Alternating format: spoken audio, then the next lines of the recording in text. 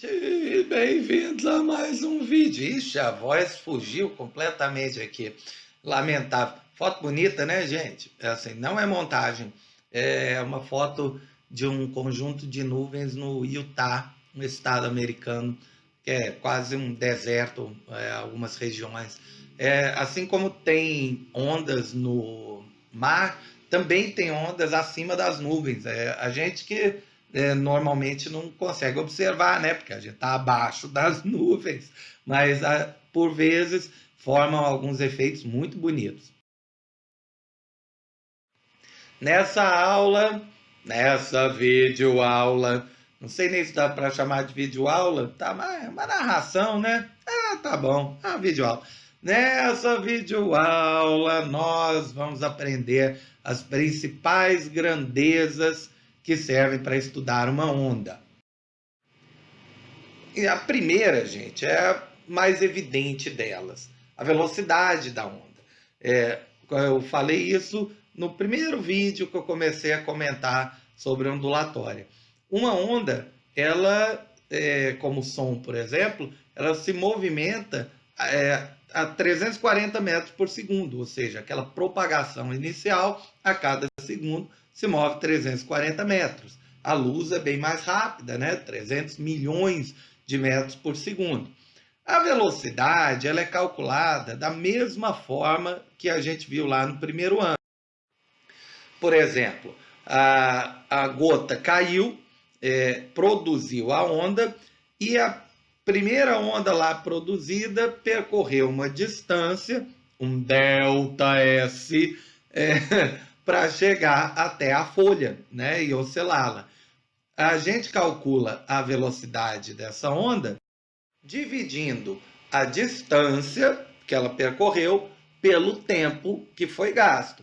É o conceito básico de velocidade. Normalmente a gente costuma usar o ΔS em metros, a distância, e o tempo a gente costuma usar em segundos. A velocidade saindo, portanto, em metros por segundo.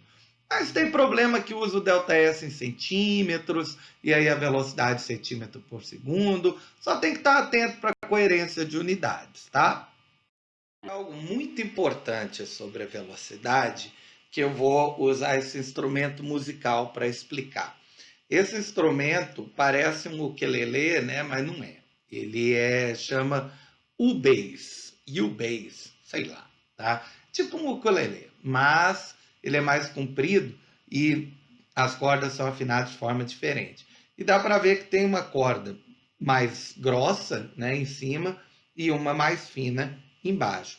A ideia é que as ondas, ao se propagarem por essas cordas, elas têm velocidades diferentes.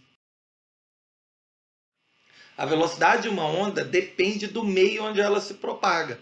Por exemplo, numa corda mais grossa, a onda vai ter mais dificuldade para se propagar. Afinal de contas, tem mais matéria para ela colocar em movimento.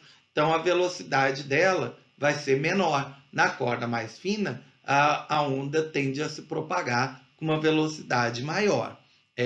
Então, se muda o meio, por exemplo, a luz passa do ar para a água, o som passa do ar quente para o ar frio, uma onda passa de uma corda grossa para uma corda fina, se mudar o meio, normalmente altera a velocidade da onda. Em compensação, a grandeza chamada frequência de uma onda, ela é fixa, ela é própria da onda. É dificílimo encontrar um fenômeno ondulatório onde a frequência dela se altere. Para a gente, para o que a gente vai trabalhar, a frequência de uma onda é fixa, própria dela. Uma vez gerada, a frequência não se altera. E o que é a frequência? É o número de vibrações de uma onda a cada segundo. A gente pode pensar, por exemplo, na frequência do batimento cardíaco. Você tem 120 batimentos a cada minuto, por exemplo. Peguei um número fácil. Como um minuto são 60 segundos, se eu divido 120 por 60, eu vou ter 2 vibrações a cada segundo.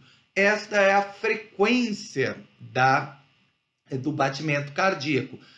A gente não costuma falar dessa forma, fala mais em batimentos por minuto. mas 2 batimentos por segundo seria o equivalente a 2 Hz, tá? 2 ciclos por segundo. Tá em espanhol, por isso que tá com um ciclo por segundo, tá? Essa figura. Então, a frequência de batimento do coração é de 2 Hz. São 2 oscilações a cada segundo.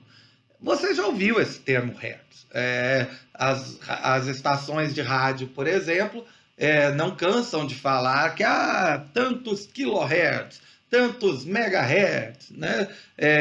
Como 1 hertz significa uma vibração por segundo, e às vezes tem vibrações de centenas, milhares, milhões, bilhões, trilhões de vibrações por segundo, a gente usa muito esses múltiplos. Esses 3 principais aí tem que conhecer, tá, gente? O 1 kHz, que são 1000 Hz, 1 quilograma é 1000 gramas, 1 quilômetro é 1000 metros, 1 kHz, 1000 Hz. E aí a gente tem o megahertz, simbolizado por MHz, que são 1000 kHz, ou seja, 1000 vezes 1000, 1 milhão de Hertz, 10 a sexta Hz. E temos também o gigahertz, que é 1000 MHz. 1000 vezes 1000 vezes 1000 dá 10 a nona Hz, 1 gigahertz. Isso às vezes vai ser necessário na hora de fazer exercício. A questão vai dizer, a frequência da rádio tal é 100 MHz. Aí, na hora que você for substituir nas equações, você vai ter que colocar 100 vezes 10 a sexta. Conversão de unidades, né, gente? Não tem o que fazer. Física não consegue escapar disso. Então, a frequência pode ser alta ou baixa, o que é mais ou menos evidente. E a gente pode pensar, por exemplo, no som agudo e no som grave. O som grave é um som de baixa frequência. É um som que oscila poucas vezes o ar por segundo. Tipo um dó. Vai estar oscilando uns 200, umas 200 vezes o ar por segundo. Eu diria que a frequência dessa onda é 200 Hz. Em compensação, se eu fizer um tá, eu já oscilei um número maior de vezes, né? E aniquilei alguns ouvidos aí.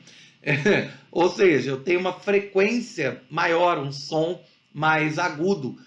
Oscila mais vezes o ar a cada segundo. Eu vou falar mais sobre essas propriedades do som grave e do agudo no próximo vídeo, tá? Vamos falar de uma outra grandeza que parece com a frequência, mas não é a mesma coisa. Chama período. Olhando aí, né, fixamente para o pêndulo e ficando hipnotizado, dá para perceber que se a gente pegar o ponto mais alto à esquerda, a menina se desloca até a direita e volta até a esquerda. Vai, volta, vai, volta. O tempo que ela leva para ir e voltar, a gente chama do período, tá? Do movimento dela. Parece que é a mesma coisa, mas da frequência, mas não é. Repare, o período é o tempo de uma vibração. A frequência é o número de vibrações em um tempo. Então é o contrário. Por exemplo, quando você tem uma frequência baixa, como na figura esquerda, o tempo para uma oscilação vai ser maior. E em compensação, se a frequência for alta, o tempo de uma oscilação vai ser menor. Isso é uma relação inversa entre o período e a frequência. Expresse em uma equação, né, gente? Não tem como a gente escapar. A primeira equação aí da ondulatória, frequência é o inverso do período. O período tem que estar sempre em segundos para que a frequência saia em hertz. Ou o contrário, tem que colocar a frequência em hertz para que o período saia em segundos. A quarta grandeza que a gente vai discutir é a amplitude. Esse termo você também vai ver nas aulas de trigonometria e matemática, talvez tenha até uma certa diferença aqui da física. Mas na física, o que a gente entende por amplitude é o quanto a onda se desloca em relação à posição de repouso. Imaginando, por exemplo, que essa onda que eu desenhei fosse uma onda na água, a linha pontilhada seria a situação em que a água estaria parada, né, tranquila. Aí eu boto a água para oscilar, os pontos se afastam, subindo ou descendo. O máximo afastamento vertical aí, o máximo deslocamento, é a chamada amplitude. É uma distância. Então a gente mede a amplitude normalmente em metros, em centímetros, em unidades de distância. Inclusive, vale a pena conhecer esses dois nomes aí. O ponto mais alto da onda a gente chama de crista e o ponto mais baixo a gente chama de vale. O vale é autoexplicativo, né, gente? Como se tivesse duas montanhas, forma um vale no meio. E a crista é justamente, né, para lembrar algo lá em cima, né? A crista do galo, né, por exemplo, está no topo da cabeça. Então, daí o termo crista. E uma grandeza que pode confundir com amplitude, mas não é a mesma coisa, é o comprimento de onda.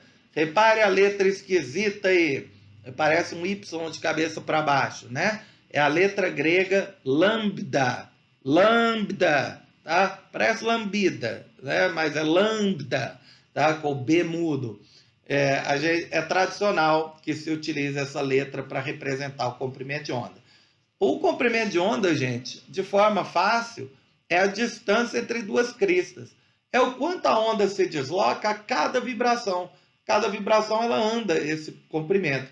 Repare que a distância entre duas cristas é um comprimento de onda, entre dois vales também e entre uma crista e um vale poderia ser metade de um comprimento de onda. Muitas vezes você vai ter que contar comprimentos de onda em exercícios. Então, é bom ter esse método de contagem aí na cabeça. É o tamanho de uma onda completa, é o tamanho que se repete, é o comprimento de onda. Bem, gente, acho que por hoje está bom. Essas grandezas são bastante importantes e daqui a 2 vídeos eu vou mostrar como a velocidade, o comprimento de onda e a frequência estão relacionados em uma segunda equação. Se você puder, já começa aí a fazer a lista, a lista de exercícios de ondulatória para começar a botar esses conceitos em ação. Um grande abraço a todos, beijo, por hoje é só. Tchau, tchau.